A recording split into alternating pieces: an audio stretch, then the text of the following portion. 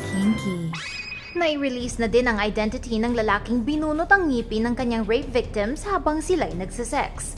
Isang lalaking galing sa New Zealand na gustong itago ang kanyang pangalan mula sa publiko matapos niyang bunutan ng ngipin ang ilang mga sex partners gamit ang pliers ang tinanggihan ng korte noong Biyernes. Si Philip Lyle Hansen ay naaresto noong 2012 para sa 11 kaso mula sa 3 magkakaibang babae.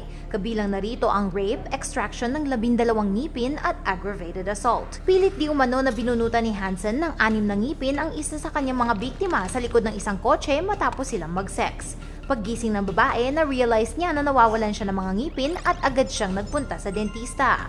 Binunot din ni Hansen ang ngipin ng isa pang sex partner matapos niyang makipag-sex sa babae sa panahon na siyang nanghihina ang babae. Ninakaw pa ni Hansen ang isa sa mga wisdom teeth ng isa pang babae gamit ang screwdriver. Ipinaglaban ng abogado ni Hansen na maitago ang pangalan nito mula sa media dahil maaapektuhan daw ang bagong business reputation ni Hansen bago pa ito makapagsimula. Dininay ng judge ang kanilang request at si Hansen ay naghihintay na magsimula ang kanyang trial April 2015.